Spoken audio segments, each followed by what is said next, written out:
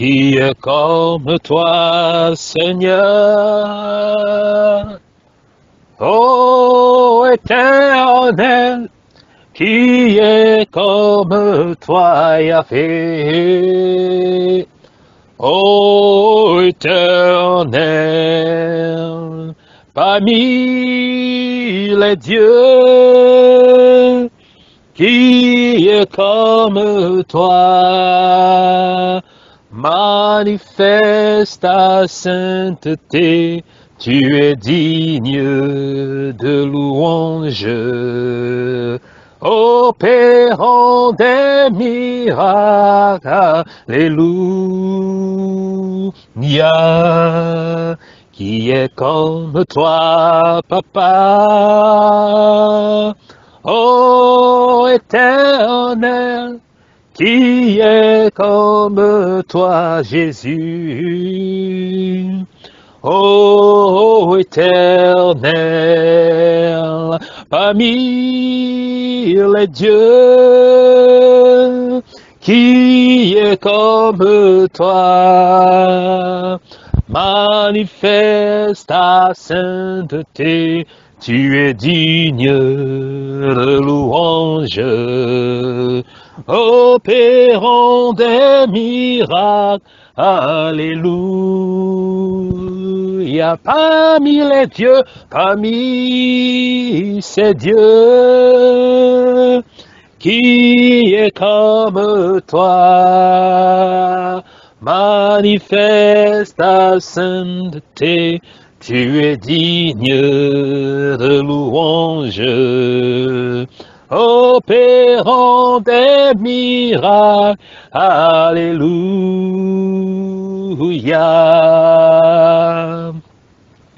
Brasete des brosous tachés qui des brassata. Je suis en train de voir un esprit de restauration qui est en train de prendre place dans la vie de certaines personnes qui sont en train de m'écouter. Au moment où j'étais en train d'adorer l'Éternel, j'étais en train de voir le Saint-Esprit qui était en train de restaurer plusieurs personnes. Le Saint-Esprit restaurait la vie de plusieurs personnes qui m'écoutent ce soir. Toi qui es en train de m'écouter, qui traverse des moments difficiles, le Saint-Esprit est en train de restaurer, rétablir ce qui a été détruit dans ta vie par l'ennemi. Toi qui es en train de m'écouter, qui a perdu la foi, qui est accablé par les difficultés, par les problèmes, le Saint-Esprit est en train de te restaurer. Pendant que j'étais en train d'adorer l'Éternel, j'ai vu cette forte puissance, cette forte onction qui était en train de se déplacer et qui était en train de restaurer la vie de plusieurs personnes qui m'écoutent ce soir. Et toi, ma sœur, le Saint-Esprit est en train de me montrer ta vie qu'il est en train de restaurer. Je ne vais pas appeler ton nom, mais particulièrement le Saint-Esprit a mis ton nom dans mon esprit. Tu es un vase d'honneur que l'Éternel a préparé. Un vase d'honneur que l'Éternel a préparé pour son service. Le Seigneur t'a transféré depuis plusieurs années des ténèbres à la lumière. Et la façon dont le Seigneur voulait t'utiliser et la façon dont le Seigneur veut t'utiliser dans sa maison, dans son œuvre, les yeux n'ont pas encore vu cela.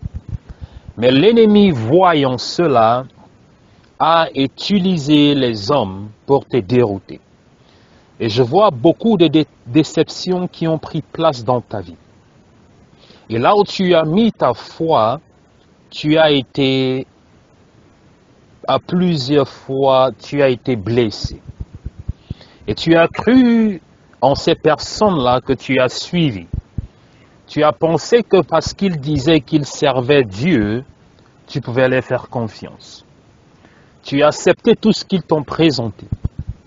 Mais à la fin, ils t'ont dérouté. Parce que c'était la volonté de l'ennemi. Le plan de l'ennemi dans ta vie était de te garder au maximum possible hors de la présence de l'Éternel. Hors de la lumière de l'Éternel. Parce que tu es un vase d'honneur.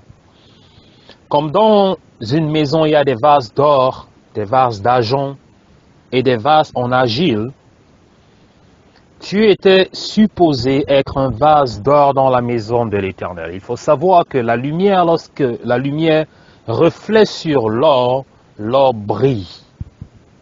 Et c'est ainsi que l'Éternel voulait t'utiliser dans sa présence. Mais l'ennemi a tout fait pour te faire sortir de la présence de l'Éternel. Et tu es allé de déception après déception, au point où tu as abandonné ton premier amour. Mais je suis en train de voir une restauration complète qui est en train de prendre place dans ta vie. Ça prendra le temps, mais Dieu a commencé quelque chose de particulier dans ta vie. Fais-lui entièrement confiance. Fais-lui entièrement confiance. Parce que là où Dieu veut te prendre, aucun homme ne pourra te stopper. L'ennemi a voulu te stopper par le passé. Il a réussi à te faire sortir de la présence de Dieu. Il a réussi à combler le doute dans ton cœur, dans ton âme. Mais Dieu n'a pas encore fini avec toi. Car la parole de Dieu déclare ceci, la fin d'une chose est mieux que son commencement. Alléluia.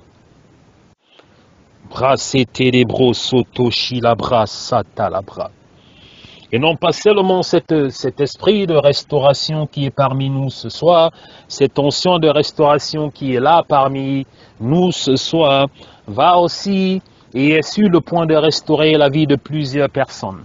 Alléluia. Sur le plan médical. Plusieurs personnes qui sont malades présentement, je suis en train de voir l'esprit de restauration les restaurer physiquement, mentalement et spirituellement. Alléluia. Je suis en train de voir l'esprit de Dieu restaurer plusieurs personnes sur le plan médical. Plusieurs personnes qui sont affligées, qui souffrent au plus profond de leur corps. Alléluia. De leur intimité. Je vois l'esprit de Dieu qui est en train de les restaurer. Alléluia. Et toi aussi qui es en train de m'écouter, je vois l'esprit de l'Éternel qui est en train de te restaurer tes entrailles, afin que tu puisses concevoir. Alléluia.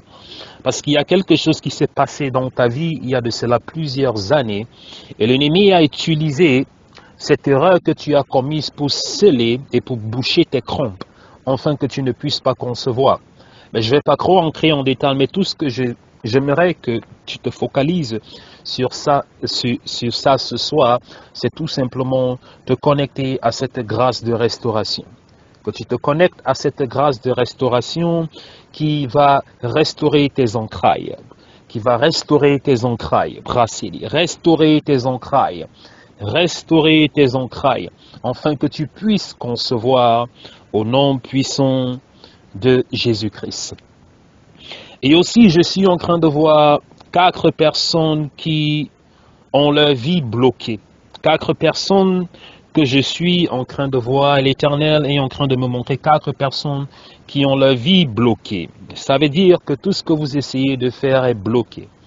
Tout ce que vous essayez d'entreprendre, bloqué. Ça n'évolue pas, ça ne prospère pas, ça ne marche pas. Ça ne veut pas dire que vous n'êtes pas intelligente. Ça ne veut pas dire que vous n'êtes pas entreprenant.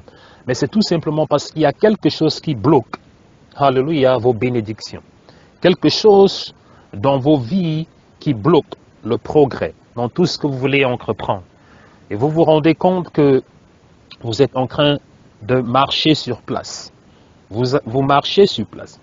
Vous êtes en train de fournir des efforts, mais vous vous rendez compte que vous n'évoluez pas. Vous êtes toujours en train de patauger sur place. Vous êtes toujours en train de marcher sur place. Alléluia.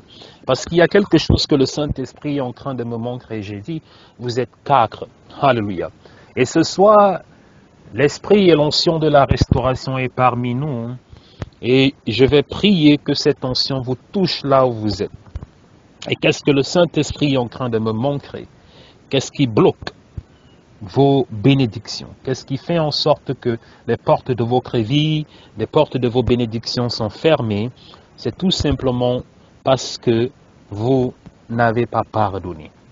Alléluia. Vous n'avez pas pardonné. Il y a des gens qui vous ont fait tellement de mal au point où vous, jusqu'aujourd'hui, vous n'arrivez pas à les pardonner. Et ces personnes sont encore prisonnières dans vos cœurs. Alléluia. Mais le plus important, ce n'est pas de regarder le mal que ces personnes vous ont fait.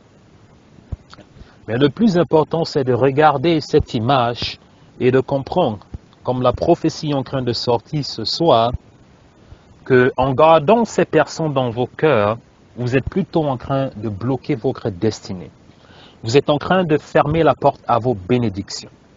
Parce qu'à chaque fois qu'une bénédiction veut ancrer dans votre vie, à chaque fois qu'une bénédiction veut ancrer dans ta vie, le simple fait que tu as toujours cette colère, cette amertume envers ces personnes qui t'ont fait du mal, ferme la porte. Alléluia. Et j'aimerais que ce soir, tu laisses tomber toutes ces personnes-là qui t'ont fait du mal, ces personnes que tu n'as pas pardonnées. C'est très important ce que je suis en train de dire présentement. Que cela s'adresse à ces 4 personnes dont la prophétie est destinée ou à plein d'autres personnes. Nous sommes à la fin de l'année, de cette année. Nous sommes le 12 décembre. Et nous sommes dans un moment très décisif et très important dans la vie de plusieurs personnes. Ou encore un moment très décisif et très important de chaque année, qui est la fin de l'année, le mois de décembre. Nous sommes déjà pratiquement en mi-décembre. Alléluia. Et comme j'ai dit, j'aimerais que si dans ton cœur, il y a des gens que tu retiens encore dans ton cœur, des personnes qui t'ont offensé, des personnes qui t'ont fait du mal, j'aimerais que tu commences à demander la grâce à Dieu, parce qu'il faut la grâce de Dieu pour pouvoir laisser certaines amertumes, certaines douleurs qui ont été causées par des hommes dans nos vies. Alléluia. Il y a certaines blessures que par nos propres efforts, on ne peut pas les guérir. Il y a certaines peines qui ont été causées dans nos vies que par nos propres forces, nous ne pouvons pas, alléluia, les oublier ou les couvrir. Mais ce soir, je m'adresse à toi, non pas seulement en tant qu'un homme de Dieu, mais ce soir, je m'adresse à toi, alléluia, avec l'autorité du Saint-Esprit, afin que l'Éternel t'accorde cette grâce de pouvoir laisser tomber, alléluia, de pouvoir pardonner, afin que cette plaie qui a été ouverte dans ton cœur se cicatrise. Alléluia. Et lorsque cette plaie va se cicatriser, alors tu verras plusieurs portes s'ouvrir dans ta vie. Tu te demandes parfois pourquoi certaines choses ne se réalisent pas dans ta vie. Tu te demandes parfois pourquoi tu n'arrives pas à recevoir certaines bénédictions. Mais j'aimerais tout simplement te dire que c'est parce que il y a encore ces portes qui sont ouvertes. Commence à demander à l'Éternel de te donner cette grâce afin de pardonner à tous ceux-là qui t'ont offensé. Et tu verras que ta vie et l'année qui est en train de venir, l'année 2021 sera complètement différente. Tu verras des opportunités ancrées dans ta vie dont tu ne pouvais même pas t'imaginer. Alléluia. Gloire à Dieu. Et aussi, j'aimerais relâcher cette prophétie pour la vie de 3 autres personnes. 3 autres personnes apparemment qui ne sont pas sur cette ligne de prière. 3. Ces 3 sœurs que je suis en train de voir. Apparemment qui ne font pas partie de cette ligne de prière. Mais je vais relâcher cette prophétie dans votre vie. Parce que je vois l'amertume, la désolation. Je vois la peine. Je vois les pleurs et les lamentations dans vos vies constamment. Depuis plusieurs années. Je vois des douleurs qui sont dans vos cœurs. Au point où vous ne pouvez plus les porter. Et plusieurs parmi vous sont malades. Quand je dis malade, physiquement malade.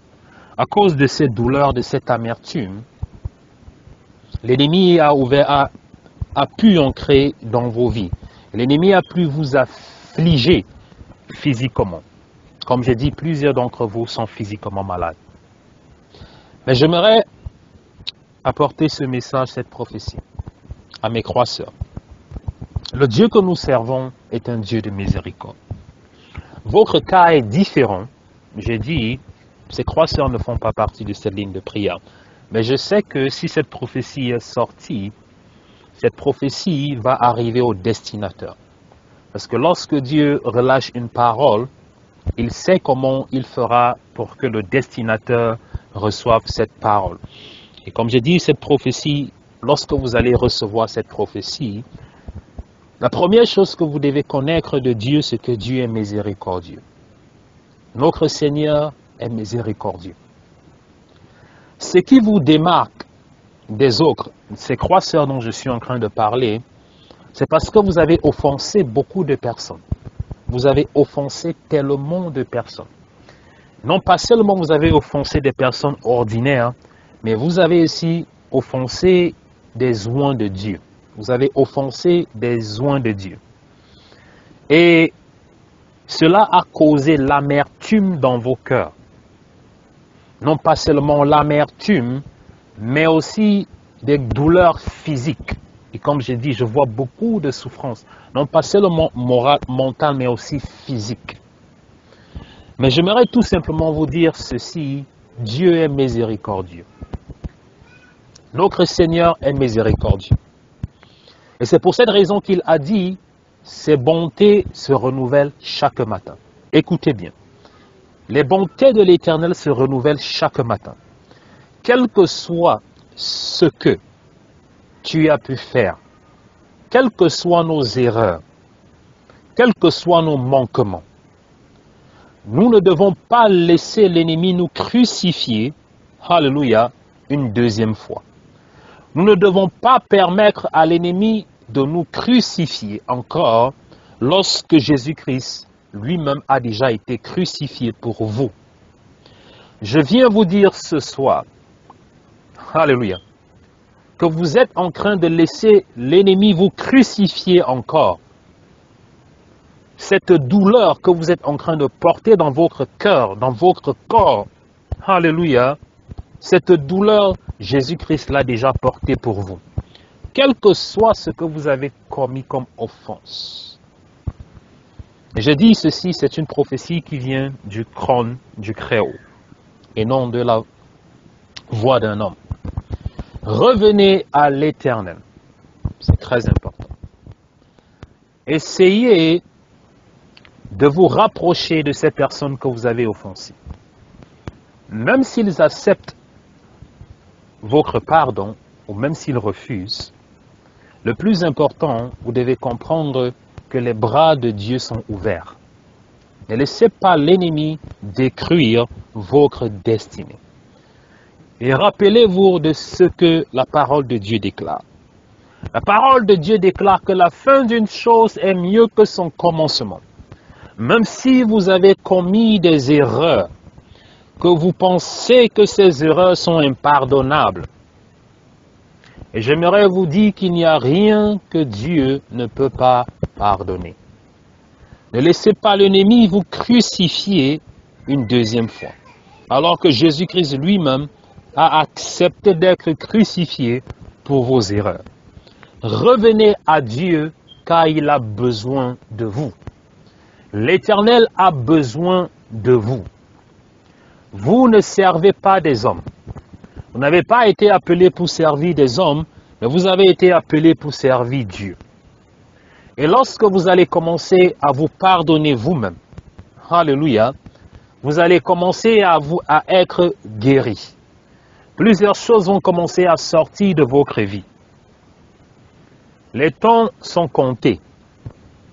Ne laissez pas l'ennemi abuser de vous. C'est très important, bien-aimé. C'est très important. C'est très important. Commencez à vous pardonner vous-même. Revenez dans la présence de Dieu.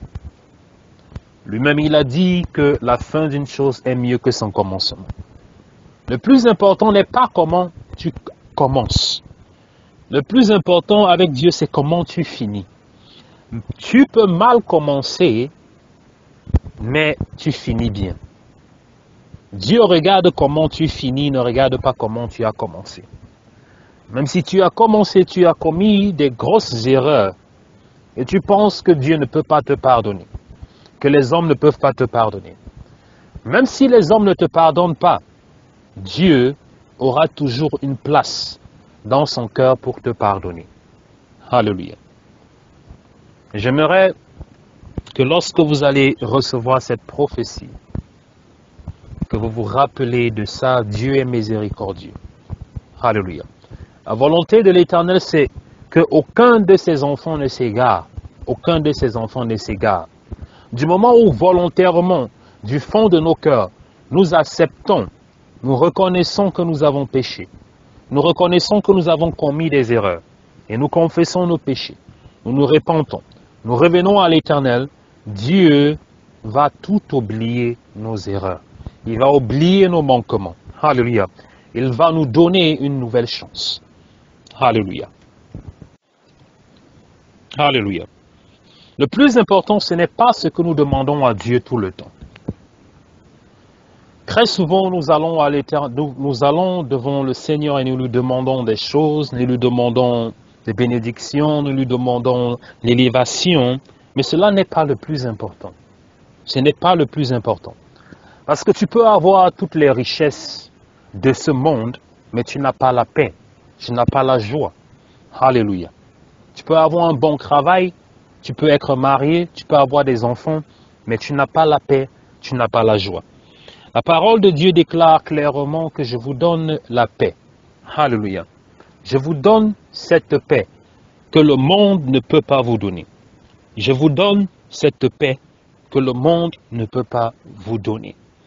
Et la paix que Dieu te donne, le monde, les hommes ne peuvent pas te donner cette paix d'esprit. Tu peux avoir toutes les richesses, tu peux avoir toutes les maisons de ce monde, tu peux posséder, alléluia, des grandes voitures, tu peux avoir tout ce que tu aimes, mais si tu n'as pas cette paix intérieure, alors tu n'as rien. Alléluia. Et c'est pour cette raison que nous devons constamment nous rapprocher de Dieu. Nous devons chercher la face de l'Éternel. C'est très important. Et particulièrement durant ces moments. Je dis ceci, nous sommes en décembre. Nous sommes à mi-décembre. C'est un moment particulier. C'est une saison très importante. C'est une saison dans laquelle spirituellement, le royaume des ténèbres augmente leur activité spirituelle dans les lieux élevés.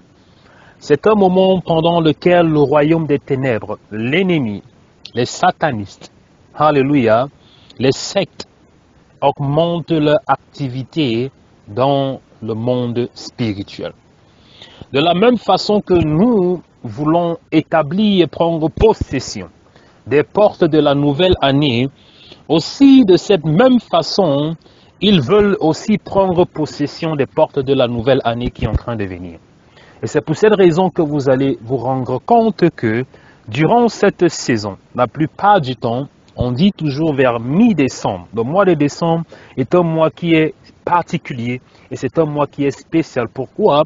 Parce que lorsque vous allez regarder à gauche et à droite, vous allez vous rendre compte que c'est un mois où il y a beaucoup d'accidents de circulation. C'est un mois où il y a beaucoup d'incidents. C'est un mois où vous allez voir le taux d'accidents, le taux d'incidents, le taux comme on dit, de mort subite augmente partout. Ce ne sont pas des choses qui sont naturelles, tout simplement. Parce que la plupart du temps, il faut savoir ceci. La Bible dit, l'homme spirituel juge tout. L'homme spirituel juge tout. Pourquoi? Parce que l'homme spirituel peut juger tout, parce qu'il voit selon la perspective spirituelle et non selon la perspective humaine. L'homme humain ou l'homme naturel va voir un accident de circulation qui prend place en décembre, il va dire, ah c'est normal, c'est la faute du chauffeur, c'est la faute de la route. Oui, mais l'homme spirituel ne voit pas les choses de cette façon. Alléluia.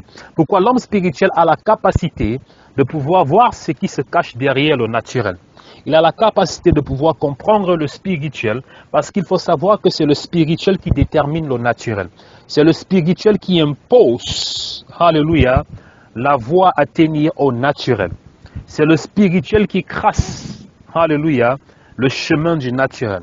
Donc vous allez voir des accidents de circulation qui prennent place durant ce mois de décembre.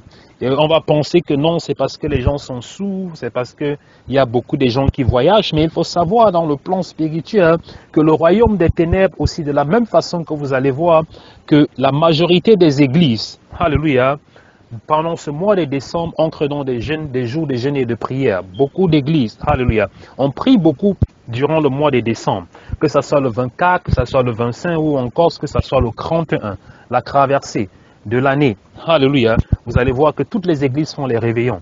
Mais ne pensez pas que ça se passe seulement du côté de Dieu. Même lorsque nous sommes dans les églises en train de prier, nous sommes en train de faire des réveillons, nous sommes en train de chercher la main de Dieu, nous sommes en train de chercher la manifestation angélique dans nos activités, dans nos affaires, dans nos familles, pour l'année qui est en train de venir. L'ennemi aussi fait la même chose, alléluia, dans leurs hôtels. Que ce soit dans les cimetières, que ce soit dans la forêt, que ce soit dans les eaux, ils font aussi la même chose, alléluia.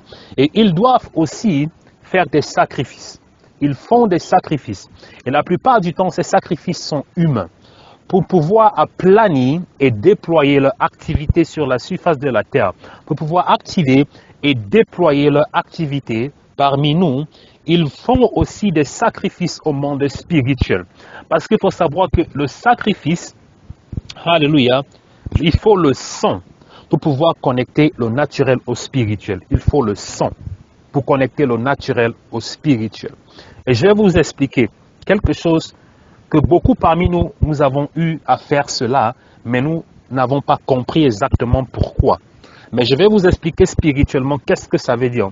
Il faut le sang. Le sang doit être versé pour qu'il y ait connexion entre le spirituel et le naturel.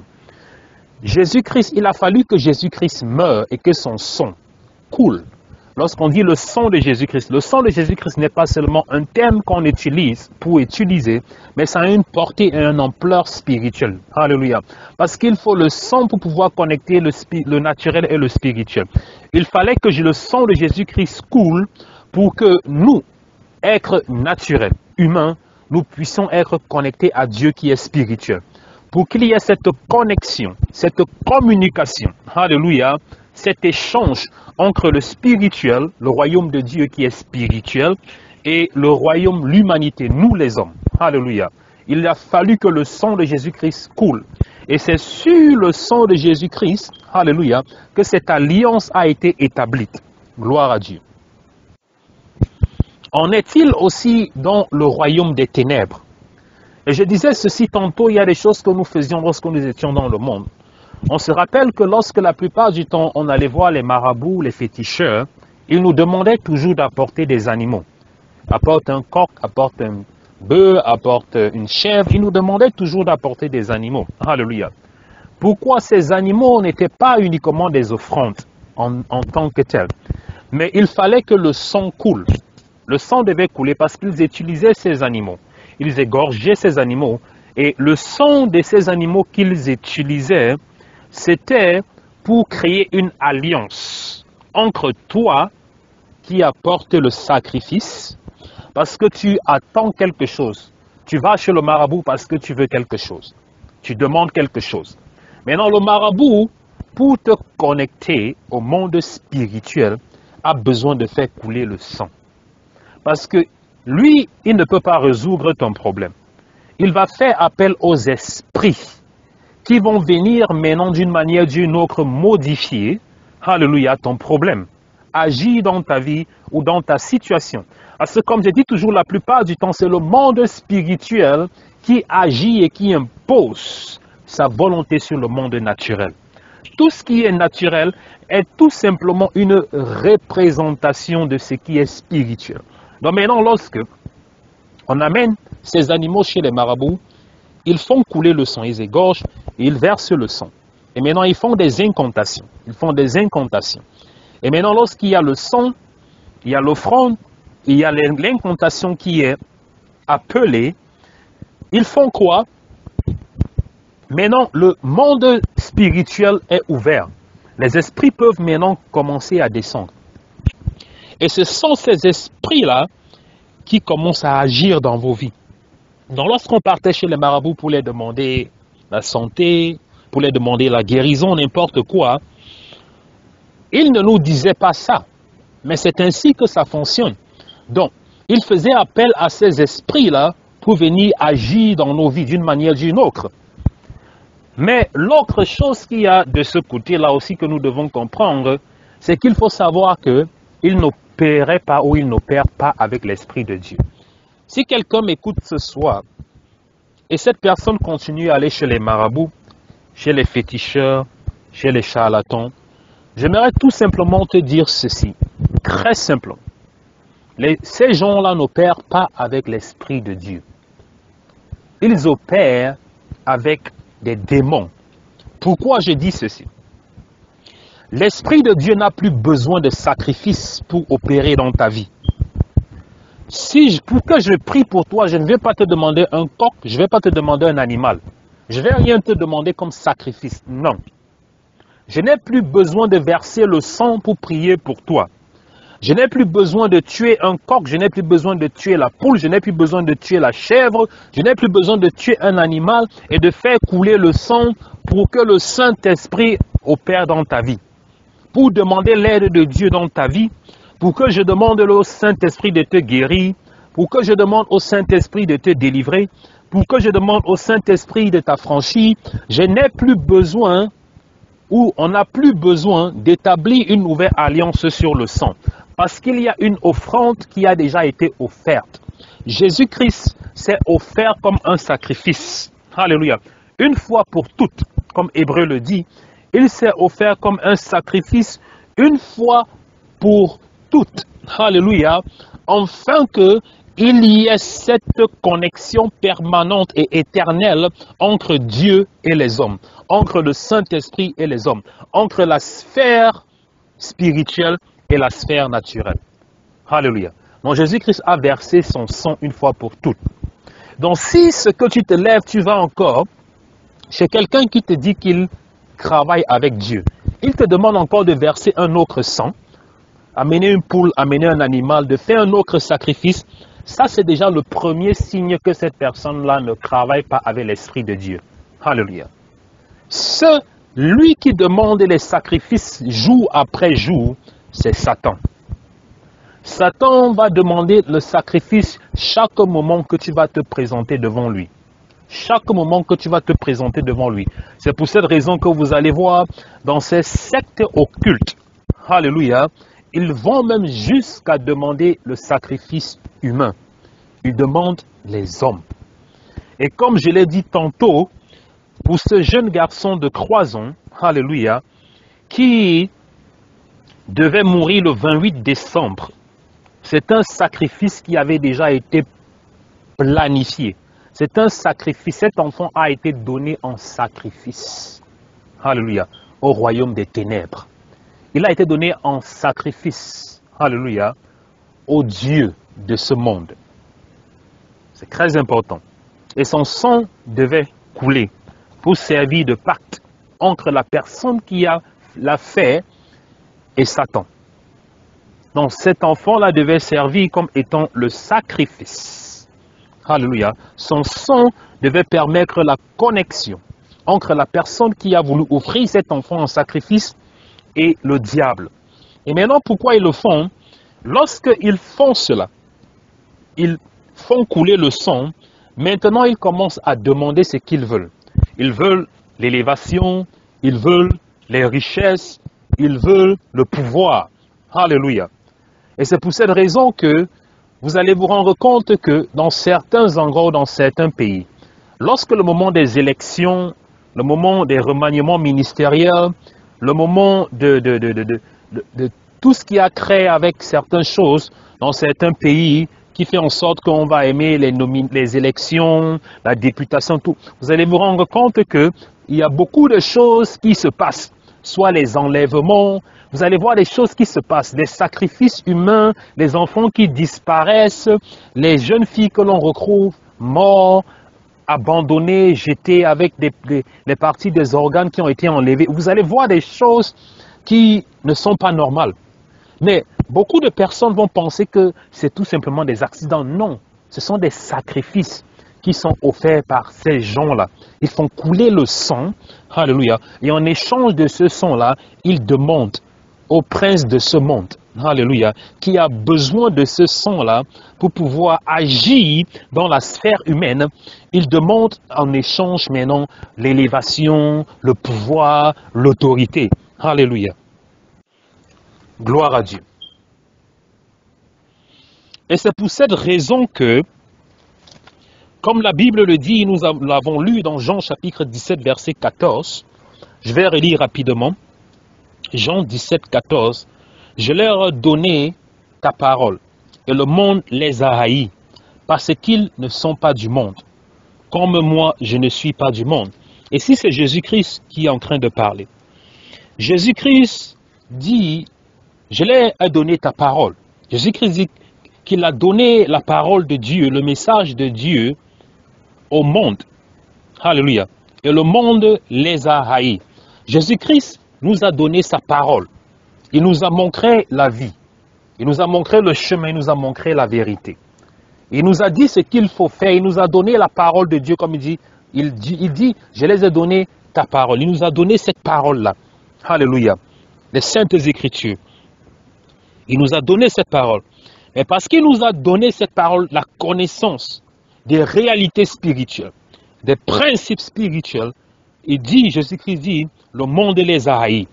C'est pour cette raison que, du moment où tu es un enfant de Dieu, et tu commences à écouter la parole de Dieu, tu commences à méditer la parole de Dieu.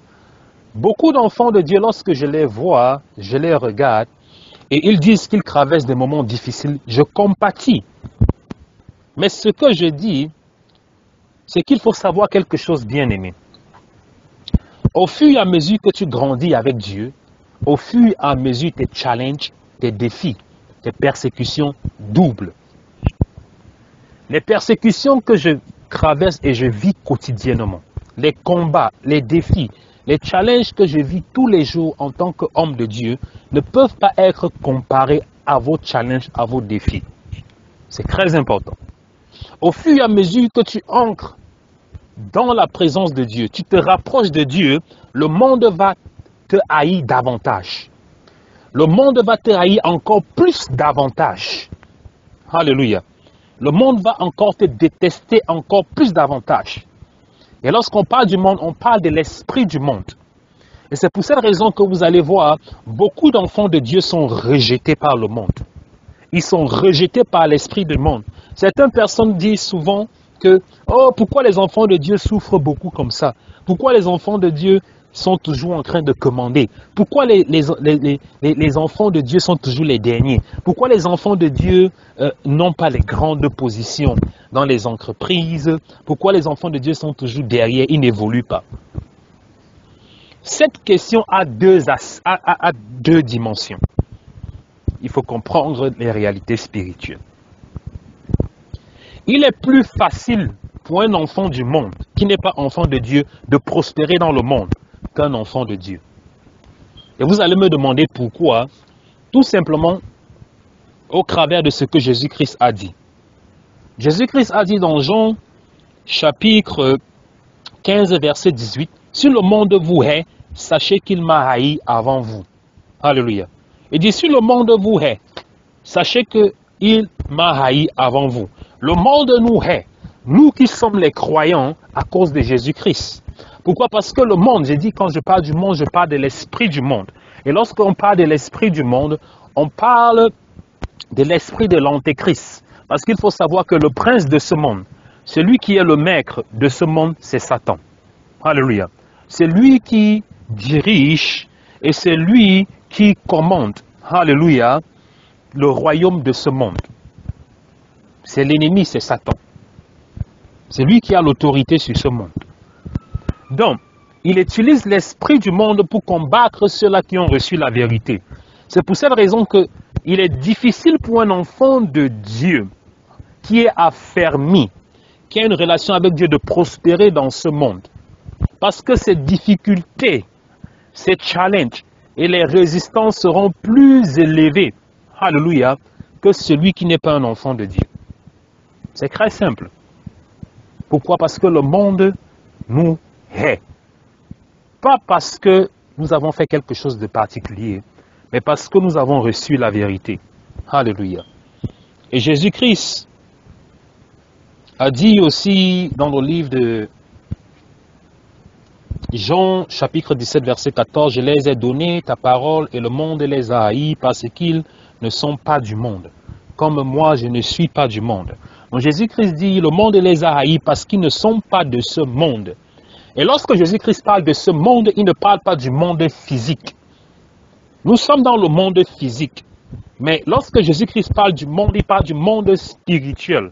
Il parle de l'esprit de ce monde, parce qu'il faut savoir qu'il y a le monde physique que l'on voit avec nos yeux, il y a le monde spirituel que l'on ne voit pas.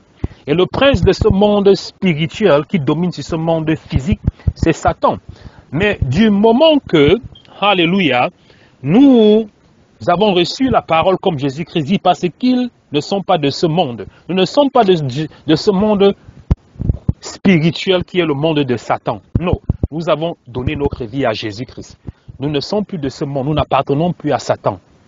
C'est pour ça que la Bible dit nous avons été transférés de ténèbres à son admirable lumière. Nous ne sommes plus les enfants de Satan.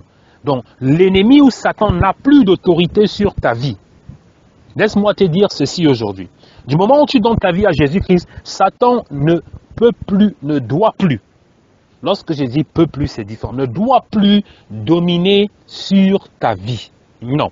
S'il continue à dominer sur ta vie, c'est tout simplement parce que tu le laisses dominer par ignorance. Alléluia. Donc, Jésus-Christ dit, le monde, le système spirituel de ce monde nous déteste avec pour autorité Satan.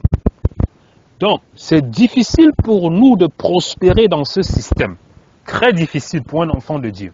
Parce que lorsque tu es un enfant de Dieu qui marche avec Dieu dans l'intégrité, du moment où tu vas partir ancrer dans certains endroits avec ton CV pour chercher le travail, lorsque tu vas seulement ancrer, ta présence seulement va les mettre mal à l'aise.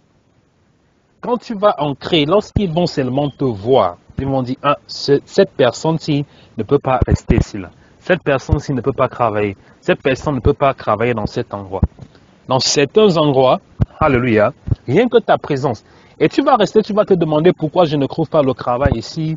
J'ai appliqué là-bas, on ne m'a pas pris. J'ai appliqué ici, on ne m'a pas pris. J'ai fait comme ça, on ne m'a pas pris. Tous mes amis progressent. Ils ne servent même pas Dieu. Ils sont à côté de moi, ils avancent. Moi, je n'avance pas. Moi, je prie tous les jours. Rien ne se passe dans ma vie. Même ceux qui ne servent pas Dieu, ils prospèrent. Ils ont les bons boulots. Ils ont ceci. Ils sont dans leur position.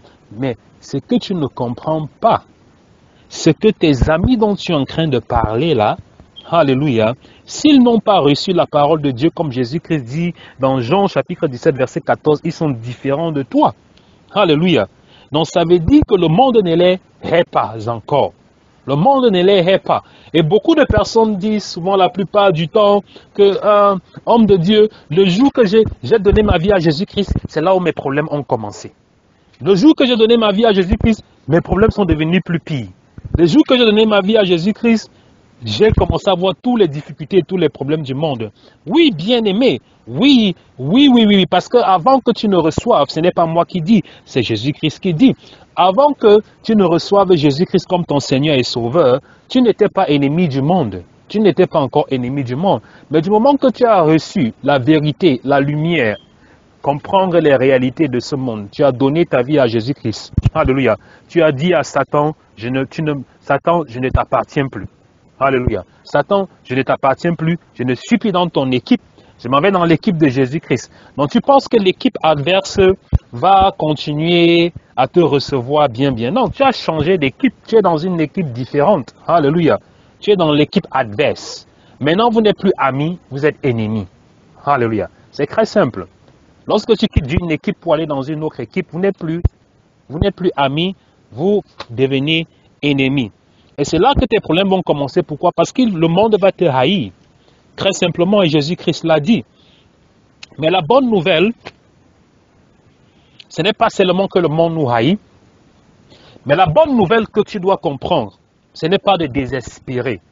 De penser que, oh, comme le monde te haït, ça veut dire que tu ne peux plus rien faire, tu ne peux plus rien avoir, tu ne peux pas prospérer. Non. Ce n'est pas ça que ça veut dire. Bien que le monde nous haït, alléluia, nous avons autorité sur le monde. Bien que ce monde spirituel nous haït, nous avons autorité sur ce monde. Donc c'est là où vient l'autorité du chrétien. C'est là où ta relation avec Dieu te donne un avantage sur ce monde spirituel. C'est pour cette raison que Jésus-Christ dit ceci, je vous ai donné l'autorité. Il nous a donné cette autorité, à nous qui sommes ses enfants, de marcher sur les puissances de ce monde, sur les puissances des ténèbres.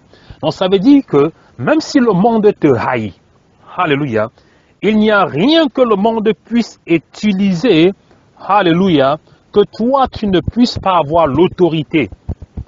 Lorsque véritablement tu commences à mettre ta confiance à Dieu, lorsque véritablement tu commences à faire confiance à Dieu, et lorsque véritablement tu commences à comprendre ce principe que je suis en train d'apporter ce soir. Alléluia. Même si le monde te haït, comme Jésus-Christ a dit, ils vont te haïr parce qu'ils m'ont haï en premier. Mais Jésus-Christ savait qu'il ne pouvait pas nous laisser comme ça. Il savait qu'il ne pouvait pas nous laisser avec le monde spirituel ayant autorité sur nous. Et c'est pour cette raison qu'il a dit, je m'en vais vers le Père, je vous donne la paix que le monde ne peut pas vous donner. Premièrement, il nous a donné cette paix. Alléluia. Ça veut dire que même au milieu des turbulences, des tribulations, des difficultés, alléluia, que le monde peut créer autour de nous, il y a cette paix interne, cette paix spirituelle que Jésus-Christ, où le Saint-Esprit va déposer dans ton cœur, même si tu souffres, même si tu es affligé. Cette paix spirituelle-là va couvrir ton cœur et te faire comprendre que là où tu es, alléluia, c'est là où tu dois être. Là où tu es, c'est là où Dieu veut que tu sois. Gloire à Dieu. Et non pas seulement il nous a donné cette paix, mais aussi il nous a donné l'autorité sur les puissances de ce monde. Ça veut dire que lorsque tu es un enfant de Dieu, il n'y a rien que le monde puisse te faire. Alléluia.